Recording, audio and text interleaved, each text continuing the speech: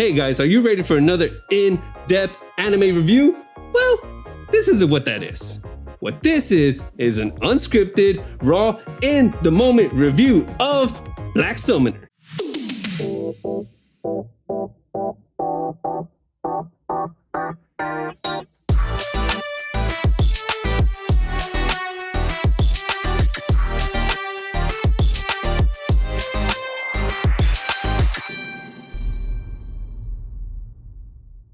Hey, what's going on, guys? It's everyone's favorite anime and manga channel, lOsTAKUS. It's your boy Eric, And I'm JT. What are we feeling like today, bro? You feeling like something? You hear that? You hear that? It's called a comeback. It's called a comeback, and we coming back with the Feeling Like series, bro.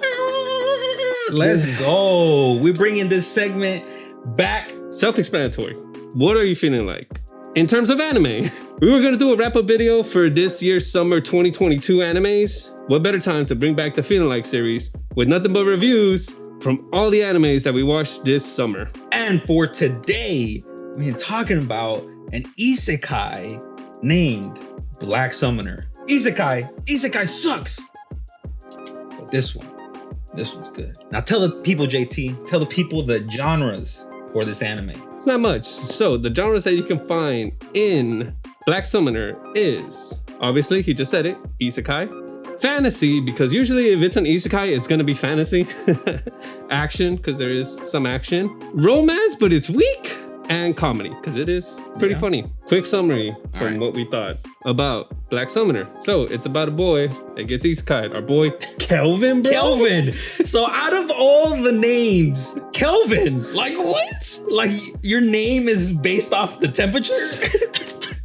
It's funny. It's funny. Yeah. It's legit. But anyways, continue on with the summary. So our boy incidentally dies, and then the gods are gods incidentally killed him, and the goddess of reincarnation is all like, you got incidentally killed, so we're gonna isekai you in another world. But then pulling a Kazuma from Konosuba, where Kazuma, when he was reincarnated, he hated the fact that Aqua kept making fun of his death because it was so hilarious. Probably one of the most hilarious deaths in all of anime. In this one, our boy falls in love with Melfina, the reincarnation goddess. He actually chooses his job to become a summoner in order to be able to summon her so she can go with him in the isekai world. And she's all like, that's never happened, but that sounds cool, so let's do it. On some G shit, bro. Like, what? However, in order to do that, he needs to be really strong. And in order to become really strong, in order to summon her the fastest, he decided to give up his memories to get skill points to use them for his skills. And that's exactly what he does. So when he gets isekai'd, no memories, clean slate. So he's not reborn as a baby or anything, but he's reborn as how old he was in the real world, but just clean slate, no memories. So from the start, I guess we can say that the goal is to summon Melfina. Yeah.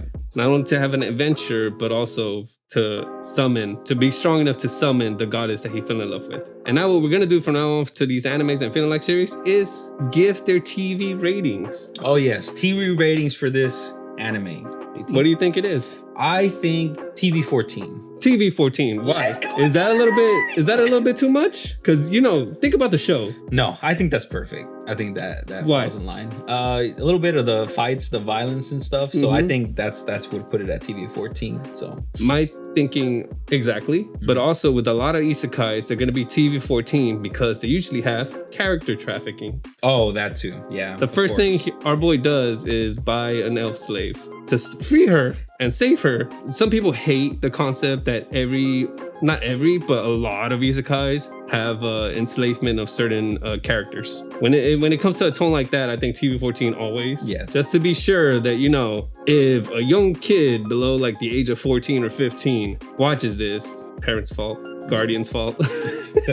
If that doesn't interest you, if the summary doesn't interest you for whatever reason, or if you just hate isekais, that's cool. But please go check out the music.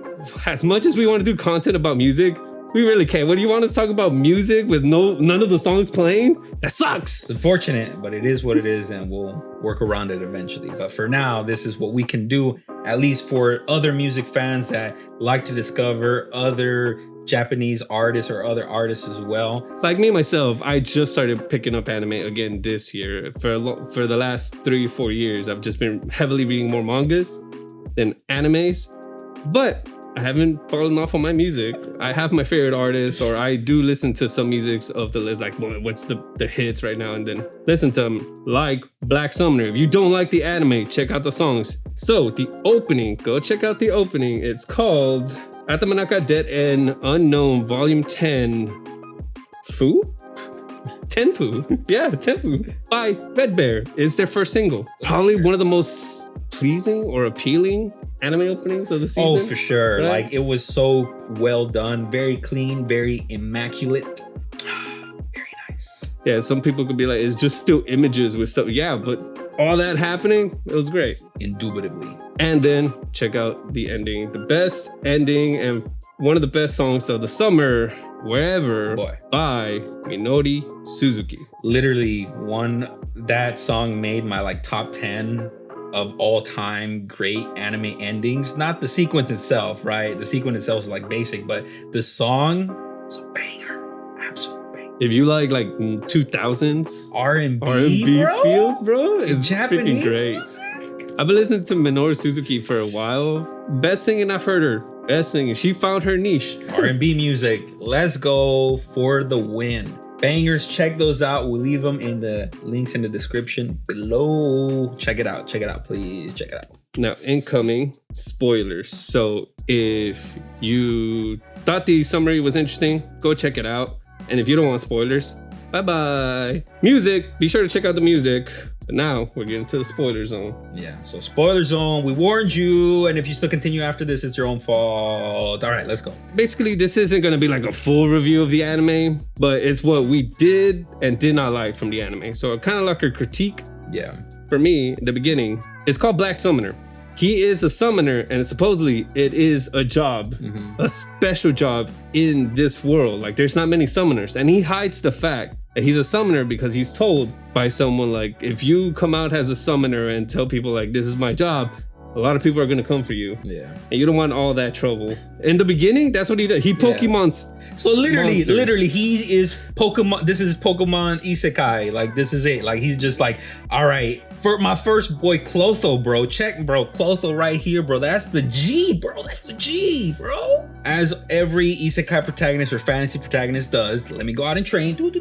Slime trains, right? But what his ability is once he lowers their HP enough, he basically goes and just captures them. He's like, makes a contract with them. You're mine now. Does it sound familiar? Pokemon. Copyright much? I don't know about that, but that's his ability. And as JT says, he literally only uses it at the beginning. Yeah, and then after that, like, he makes a contract with the elf, and then he makes a contract with other, like, not human, but beings, like conscious beings themselves, and that kind of became weird. I'm like, monsters, I understand, but actual walking beings, I'm like, okay. One was like a armor knight, but he was like a spirit inhabiting. That makes sense. That makes sense. Like the elf girl, and then Sarah, the demon girl. So and then Melfina, the goddess. Well, the goddess was already contracted to him, so then it's kind of thrown. He just didn't have enough gym badges, bro, to summon her.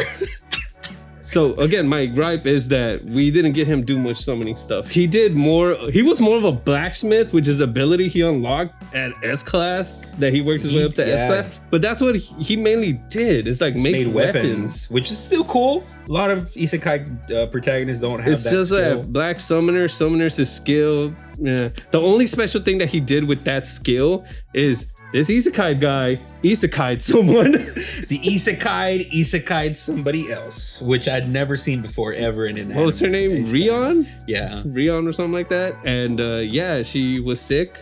She passed away, and he summoned her. And she was like, in her childhood, she could never like do stuff because she was always sick. So she's super ecstatic and happy that she was isekai'd by him. That was the only unique thing about this show, really, that an isekai person isekai'd someone, which I rarely ever see. Yeah. So the fact that he didn't summon later on is one of the gripes with you of what you didn't like. Yeah. That didn't become his specialty. Yeah. Other things became his specialty. Fighting, blacksmithing, other stuff, but not summoning. They should have just called it Pokemon Isekai.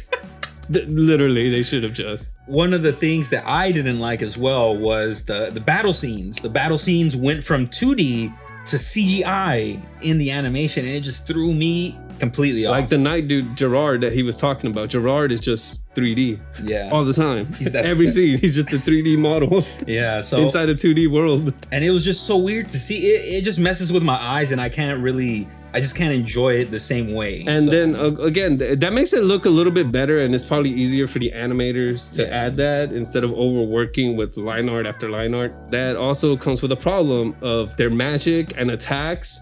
You noticed that whenever they did magic spells that shot out, they're just like boom, boom, boom. That's all their hands were doing. Yeah. Like they're really stiff. And sometimes when they're fighting a CG character or a monster, you could tell the quality of the artwork dropped. Yeah. Like really They bad. had to focus more on Like when they're flying, it just literally looks like it was a drawing just moving around. And it's funny because at the end fight when he was fighting the other isekai'd guy, because there's another isekai'd guy, he's the main villain. While they're fighting, his arm was like this tiny, like his arm was literally like a stick, and it was just like, what the heck? It's funny because it seems like it maintains the quality throughout the show, but in fight scenes is where it fights that are built up, right? Like that part where you're talking about when he fights the other isekai'd guy. Throughout the episode, it's very noticeable that the quality just randomly drops at random times. Yeah. Also, like I told you in the summary, Melfina, from the beginning of the story, it's kind of felt like Melfina was going to be the end goal. The end goal. Here's a goddess. You're too weak to summon, but one day you can summon her, the woman that you loved. Even though he has no memories, he's all like, hey, she tells him like everything he said, like about falling in love with her at first sight and stuff like that. He's all like, that's cringy. He's like that was me? Me? That doesn't sound like me. He's like, oh, all right, I'll trust you. But yeah, I guess I'll get strong enough to be able to summon you. And eventually, halfway through the season, that just drops. He summons her. At one point, she's all like, yeah, you're still not strong enough to summon me. So I'm going to go get an avatar and that'll make it easier for you to summon me. That kind of killed the vibe. Yeah. If that was his goal at the beginning, then what's his goal now? Yeah. Which there still is no goal, right? Yeah. So becoming an S rank adventure, it didn't feel that important because all of their skills are already S rank. Yeah. It was kind of dumb halfway through. It's like, I'll make it easier for you, dog. Yeah. Leaves, comes back, you can summon me now. And also when he summoned him, he summons her and he's like, cool, hi. You are beautiful. That's cool. It. End of episode. I was like, that's it. And for me as well, that was one of my gripes as well, because like when they had basically set that up to be the goal, I'm like, that's original and that's different versus like, oh, go defeat the Demon King and finds out the Demon King's a girl and joins the harem, and then what? Like every isekai freaking ever. But this one is like, all right, you fell in love with the goddess, you want to summon her, bet I'm in. But then, as JT said, yeah, so that kind of fell through. Coming from an isekai hater. Yeah. Now let's get to the good stuff. Yeah. Clotho. That's my it. boy. That's it. My boy, that's the only good thing about this anime. No, I'm just kidding. But he is literally one of the best things about this anime. He has relatively little to nothing to do with the story, but it's Clotho. Like, look at that. Like, or how like can you on hate screen that? time, but still, he's just funny. He probably popped every time you saw him. Every single time that I saw Clotho, I was just like, bro, that's my guy, bro. But when he is useful is that Kelvin has like a network telepathically communicate with the rest of the crew, right? But the only way to do that is if you have a mini version of Clotho on your shoulder, and that's the only way you can communicate. If you don't have it, then you can't hear what the others are saying, which I thought was really cool. Kelvin buys this big house and he's like, Clotho, you want your room? He's like, nah, bro, I want to be outside. I want to be defending the outside. He's like, go for it, buddy. There it is. And he's just running around. So Clotho. All right, end of video, guys. No. Spin off Adventures of Clotho. I would watch that. The Adventures of Clotho, of what he faces outside in the garden and the lawn, bro. Give me that, dude. He's just taking down like thieves trying to break in. I want that. Give me that. I'll watch that. So let's get with the main character, the main protagonist. A lot of people hate isekais because protagonists are all the same. Shitty characters. Here, kind of the same. Yeah. Black-haired, obviously has like an edgelord vibe to him. But my boy Kelvin, if you want to go in terms of what I see a lot in comment sections and in the internet or whatever, people always just go with betas or chads.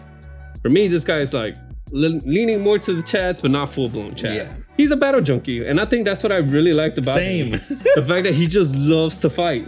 He loves to get into fights. Like a true Pokemon trainer would. Like he meets the heroes, and he sets himself up to look like the villain of the story just so he could fight the heroes. I thought that was the most hilarious shit in this series. That's G shit right there, bro. He took out the real bad guys, and he made himself look like the bad guy just so he could fight the hero party. Yeah, he just wanted to see, all right, how strong are y'all guys? How strong are these hero guys? Y'all been here longer than me. How strong are y'all? He whips them. All of them by himself. He becomes their sensei. Yeah. He's like, I teach you children.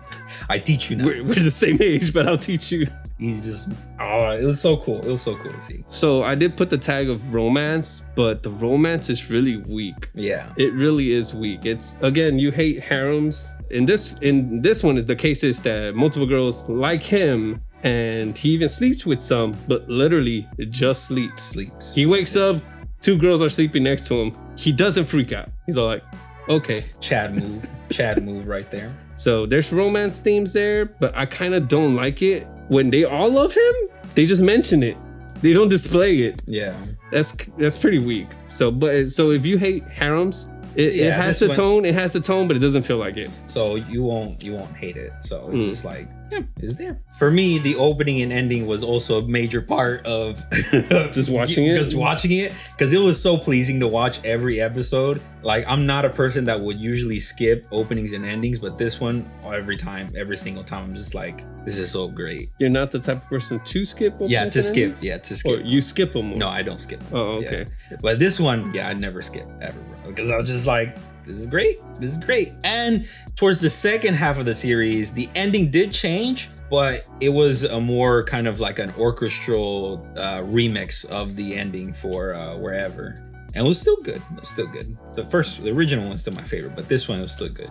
Which is surprising to see, because if they were to change up the ending, they just completely change it, right? They don't usually do remixes, but this one did a remix of it, and I thought that's pretty interesting. 2000s vibes. Yeah, 2000s vibes. In the 2000s, almost every song just had a remix for no apparent reason. Every single hit song just had a remix. And they're like, nah, we gotta do it. We gotta do it with this one. It was an R&B song. We have the vibes, bro. Let's keep the vibes going. And they did it. Yeah. The ending did leave me wanting more for the second season. Again, as I said, not a big isekai fan, but this one for sure, I was just like, it was good enough to where I was like, yeah, I want more. I wouldn't go actively look for the light novel or like the manga or something, but I definitely hyped up for the second season because of like where they left it off, and kind of like, now you're introducing some characters that seem to be able to stand up to like, remember, they're S-class in almost all of their abilities, so they're OP already. They've reached that OP level, but they fought some characters who he couldn't take down easily. So yeah, so that lets me know this character isn't just like super crazy OP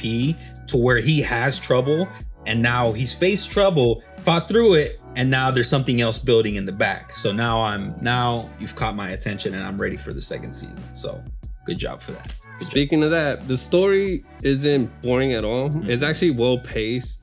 Things happen that lead up to something else, right? Or if not, it becomes like kind of like a slice of life. So where you just see their everyday lives. Yeah.